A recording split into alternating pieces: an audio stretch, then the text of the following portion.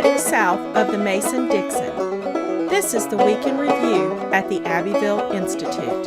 Here is your host, Brian McClanahan. Welcome back to the Week in Review at the Abbeville Institute. This is your host, Brian McClanahan, and this is episode 243, covering the week of December 14th through December 18th, 2020. Glad to have you back on the program. Very glad to be here. Don't forget to follow us on Twitter, like our Facebook page, and subscribe to our YouTube page.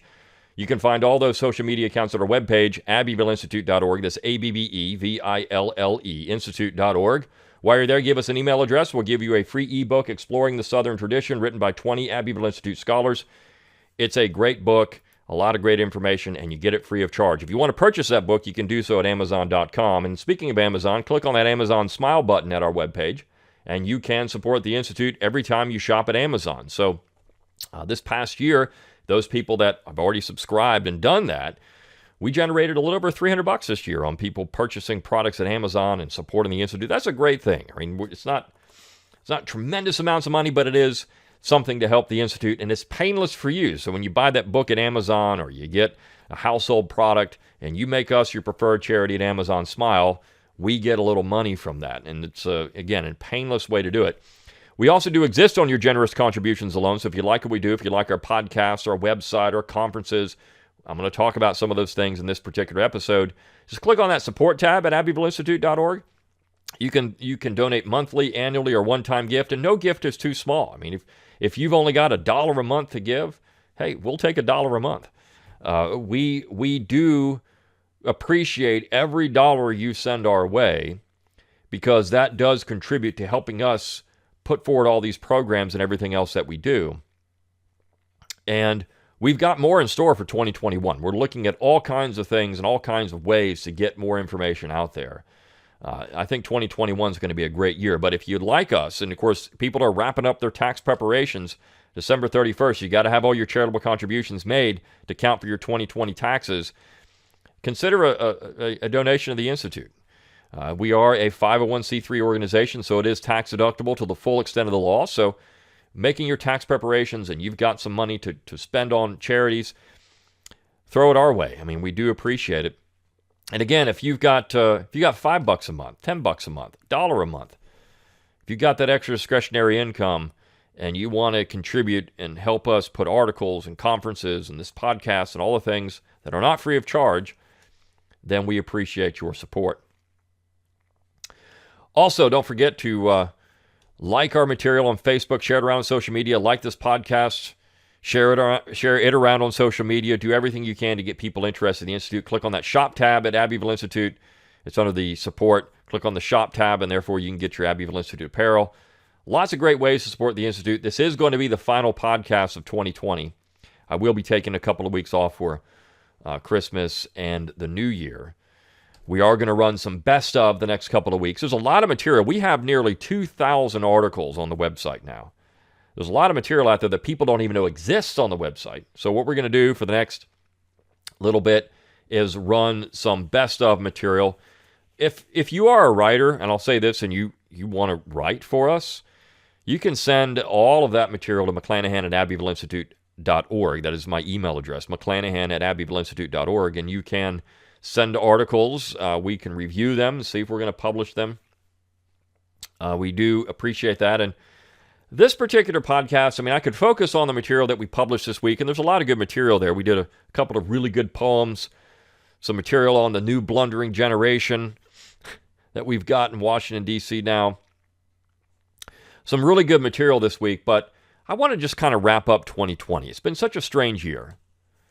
But the Abbeville Institute has done a lot of good work this year. And I want to focus on that because I think it's important for people that do donate to the organization and they do listen to this podcast and they do go to the website to know that we've got more in store for 2021 and that we're working on a couple of different projects for 2021. We'll see if they come around. Everything takes money. We are vastly outgunned when it comes to money by larger organizations and left-leaning organizations. There's a lot of people that have more money than we do, but we do okay. We punch pretty hard for the amount of money that we do have. But I want to focus on some things that we did this year that I thought were really great. that I'm very proud of to be part of this organization and part of our mission to explore what's true and valuable in the Southern tradition. The first is these videos that we produced this year. For the first time, we were able to do this. I talked about these things for a couple of years. And we recorded these things actually in 2018.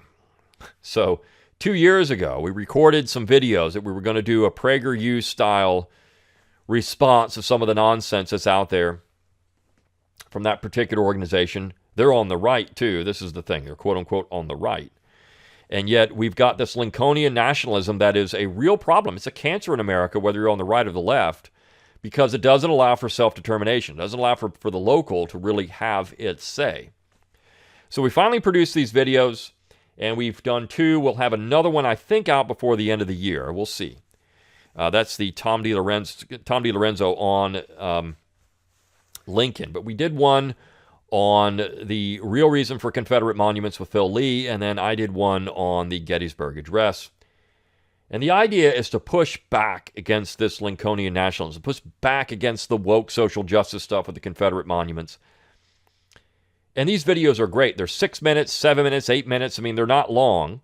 You can listen to them. You can share them around. People can get these things, and they can digest this material in a very short period of time. And that's great. It's what we need, again, to counterpunch those that are throwing haymakers at us and oftentimes connecting. I mean, 2020 has been a year, a red hot summer of 2020. If you got our newsletter, and that's one thing I'm going to try to do before the end of the year, is get that out to everybody on the email list. Now, our donors get it in a hard copy form. If you want that hard copy of our newsletter, which comes every year at the end of the year, then you're going to want to you want to contribute $5 a month. You get the newsletter. I mean, it's a great thing in a hard copy form.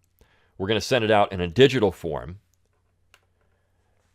But I wrote an article for that, and then I republished it on the email list about the red hot summer and how this year has been very difficult. You look at Virginia, what's happened with the Confederate monuments across the United States. They're coming down everywhere. We're seeing the Southern tradition attacked from every level. It's not just Confederate monuments now. It's George Mason.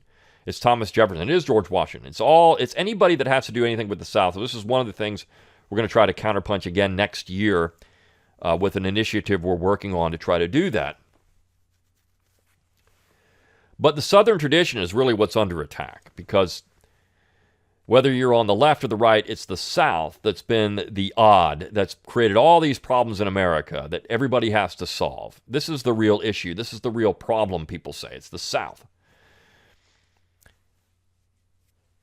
So we've got this video on Confederate monuments, and it did work.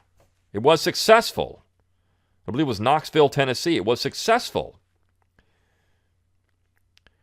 in persuading a city council not to take down a Confederate monument. We had a Zoom conference this past week, and I'll talk about that in a minute, where it was asked in that Zoom conference, what can we do in 3 minutes to try to push back against this narrative that Confederate monuments are just anti-American? And Phil Lee, who was on the panel, said, look, watch that video. I do it in 6. You can trim some of that down even. You can do it in 3. Watch the video. You have to watch this video. More people need to see this video. Find that video on YouTube, share it around. As many places as you can put it. We make it to where you can embed this video. We don't care. Just put it out there. Get it out there so that people can see it, because that's the way you get more people involved in these things. So we've had these great videos. The one on the Gettysburg Address. You know, PragerU did an awful video on the Gettysburg Address. That was my response to that. And it's been hanging out there for a couple of years. But the Gettysburg Address is not an important American document in regard to articulating a real America. It's important because you have to deal with it. But it was stupid when it comes to the message in it. It was making things up as it went along. And so I did that video, and again, share that one around. It's pushing back against the Lincoln myth. And the next video with Tom DiLorenzo is going to do the exact same thing.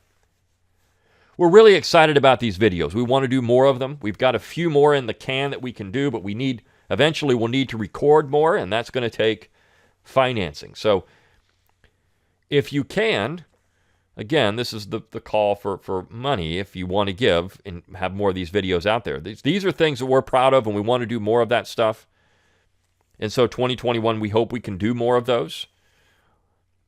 That's one thing that I'm very proud of in wrapping up this year at the Abbeville Institute that we had a lot of success with. The other is, of course, our first Zoom conference, which we held December 15th.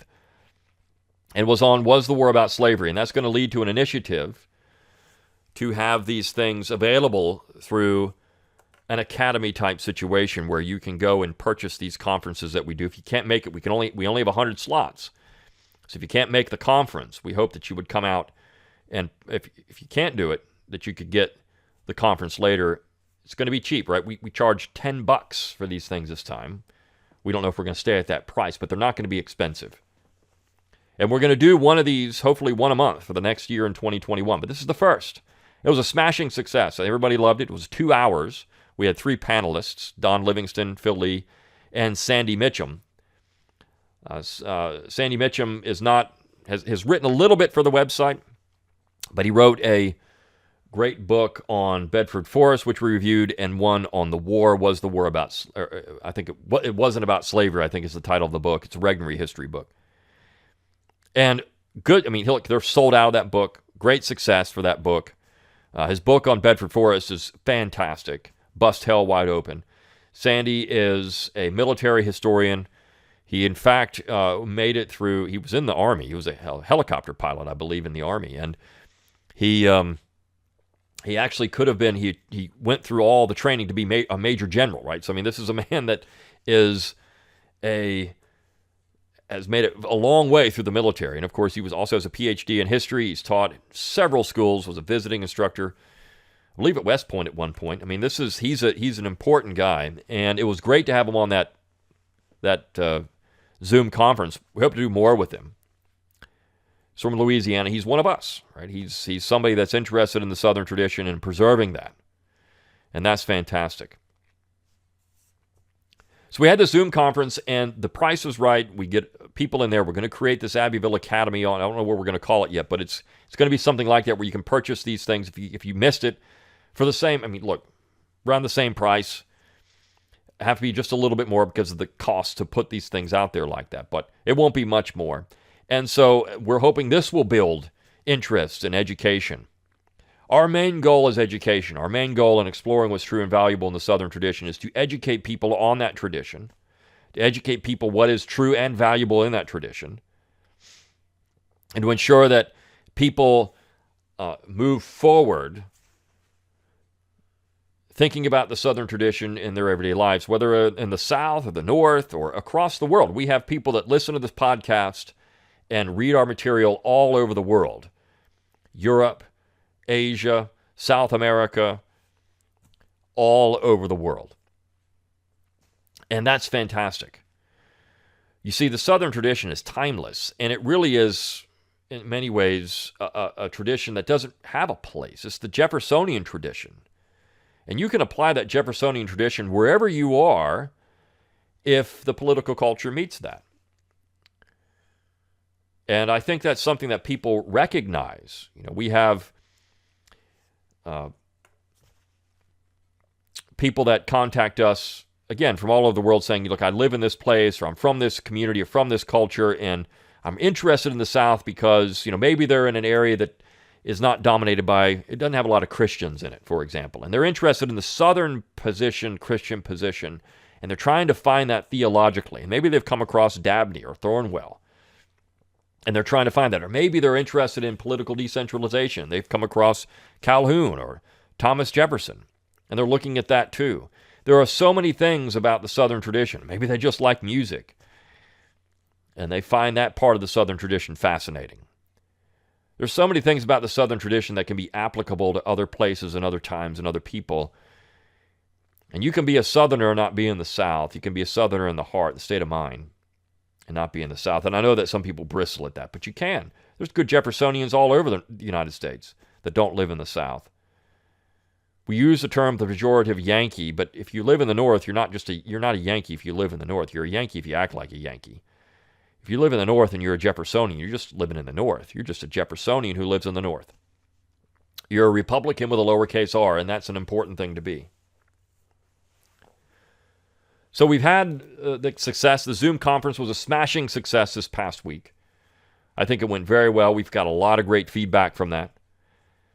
And we're going to do more. We've got, just to announce it now on this podcast, we've got one plan. January 26th, we'll put out the email so you can enroll in January. But January 26th is tentative. It's pretty set in stone, but some things could change depending on. But that's going to be with Tom DiLorenzo on Lincoln. He's going to talk about his new book, The Problem with Lincoln. It will be a Zoom conference with Tom. So be looking for that. In February, we hope to do one with Marshall DeRosa on the Confederate Constitution. He's writing a book on that. And of course, one of the things that we try to push back against is the misinformation about the Confederate Constitution. So Marshall DeRosa is the world expert on the Confederate Constitution. There's nobody that knows more about it than him. He's written the only full-length monograph on the Confederate Constitution. It is a fantastic book, The Confederate Constitution of 1861, Marshall DeRosa. So he is going to be on with us, hopefully in February. And then in March, we're going to try to do a panel discussion again on John C. Calhoun with a couple of Calhoun scholars. So we're looking at these things. I don't have them set in stone, but that's the first three, and we will have more throughout the year. We're going to try to do one a month, hosted by yours truly. People don't want to ask me. I mean, some people ask me questions. I'm the host. I'm not the one that's going to be there answering questions. I can on these things, but we're going to focus on the speakers and the people we have in. And this is going to allow us also to bring in some people that may not have spoken at a conference before. Maybe they're not necessarily someone who is writes for us a lot, but they're a scholar in an area in the South, and they're a good one. They're rock solid, and allows us to introduce you to these people and their work and what they're doing. And so that will be fantastic. So I'm really excited about these Zoom conferences. We had a great conference on I'll Take My Stand. Or I'm sorry, Who Owns America was the title of the conference. Who Owns America, I'll Take My Stand. This was back in October. We've put out the audio lectures on the website now. You can get those. We're working on getting them on YouTube. One of those lectures is up. The others will be up in short order. Probably before the end of the year, we'll have them all up. So you can watch those lectures. That was a smashing success as well. We had I think close to 200 people at that particular conference, if my memory serves me correctly. We had a lot of people there, and it was a great success. I think a lot of people just wanted to get out and network and meet people, meet like-minded people. Fantastic time. The lectures are top-notch. I think that they really brought home this idea, particularly in 2020, on who owns America today, right? And this is the question. Who owns America today? That book written in 1936 is still applicable, again, to modern American society. I'll Take My Stand is still applicable to modern American society. So who owns America, and what are we doing here? That was a great success. We only were able to have one conference this year. We closed our summer school because of COVID. We're hoping to come back in 2021 with another summer school, and hopefully everything will get back up and running by the summer. That's what people want. We want everybody to get back to normal again. But we are looking at conferences. I think the Zoom conference thing is going to help to satisfy the need for people to have some information. One person did comment on the conferences that they knew a lot of this material already because they read the website. Well, that's true. I mean, if you're already indoctrinated into this stuff, right? You're one of the faithful. You're involved. You know what's going on. Some of this stuff might be at a point where you know it already. And maybe, you want to have more Q&A, but there's a lot of people that don't know this stuff. They haven't heard it before, and maybe they've never been introduced to the Institute before. They're just seeing this, and they're thinking, oh, that would be interesting. I want to take that. I want to see that. They don't know. So I think that's where the information we have in these conferences is so good, because, again, it's going to be an educational part of what we do. And then the last thing that we've done this year that I think is really interesting, of course, the website, we've run articles all year. Again, over 2,000 articles on the website now. Book reviews, articles on all aspects of the Southern tradition. But we've added some new writers this year, and some really good ones. And some people that I'm very happy to publish now. A couple of three standouts, I think. some of our new writers. We have a couple of Travises, right, from the upper western South, Arkansas and Missouri. Travis Archie and Travis Holt. Now, Travis Archie had written for us a while back, and he's been putting out some more stuff. This last couple of weeks, he did this little piece on Hill Folk history. I loved it. I love Hill Folk history. That was such a great article. And then Travis Holt does some really good personal connection pieces, and he had one this week on A Grandfather's Love that I thought was just fantastic. And it was fantastic because it had that connection, to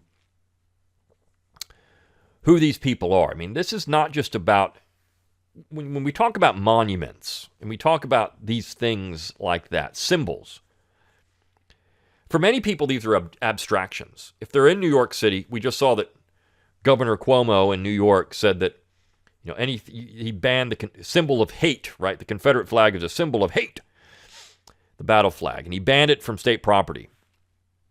To Cuomo, this is an abstraction. It's just an abstraction. It's just a symbol. It doesn't mean any. It just means that to him, hate, because he doesn't have any attachment to it. To people in the South, though, many people in the South, and there are millions of Americans that have Confederate ancestors, it means more than that. It's not just an abstraction. This is somebody that died and bled under that flag, that suffered under that flag. These are people that, because of that flag, had to go through Reconstruction. And how that wrecked the South for years, the economy of the South. It damaged black and white, people black and white in the South. It wasn't just white Southerners. Black Southerners suffered too because of it. And so it's not an abstraction to people here. That courthouse monument to the common Confederate soldier, it's not an abstraction. That's grandfather. That's great-grandfather. That's great-great-grandfather. That's who that is standing on there. It may not be actually who that is, but that's who it is. There's no abstraction here. That means somebody. There's blood involved in that. And so people that walk around, there's a quote-unquote conservative Republican historian named Forrest Neighbors who wrote this book about Reconstruction. He says he walks around the South and he wants to tell Southerners they need to take these things down. He doesn't understand because he has no connection to it. It's just an abstraction to him. But to people in the South, these are not abstractions. They mean something. John C. Calhoun means something because he was the most important South Carolinian, without a doubt, in American history. He means something. And people that are descended from Calhoun, and the importance of Calhoun in higher education and Clemson University. To take his name off of any building in Clemson, it's preposterous. That should be Calhoun University, number one. It's only Clemson because his son-in-law gave the property and not his daughter. But that means something, right? This means something to people in the South. And so that connection, and this is when that little video by Phil Lee that we did on monuments, and he talks about that. I mean, the history is not the past. History is not the past for the South. This is the present. This is what Faulkner brought up. This is why Southern literature and part of the Southern tradition is so important. It brought that up. And so this is one thing I love about Travis Holt's work for the Institute. He does really good stuff with that. And I think the poems that we had this week, and I know I said I wasn't going to talk too much about this stuff, but Thomas Hubert, who wrote a couple of great poems, Virginia and Alabama, the title of the poems aren't that. The first poem is titled Lexington, Virginia, January 2002, and the second is a meditation at the grave of Major John Pelham. This is about, it's not just about the past, it's about a connection with the past that these things bring up.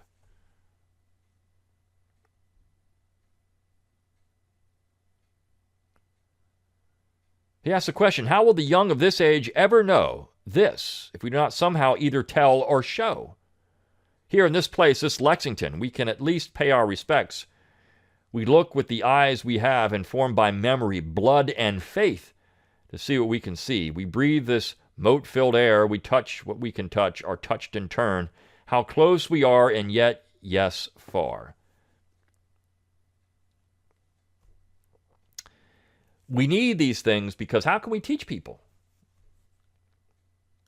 Yes, who can tell what we shall have if we are severed from our past? For one, more getting and spending than lay in Wordsworth comprehending. If we lose all sense of who you are in light of those who went before, whether within the record or recall, how then shall we perform our part?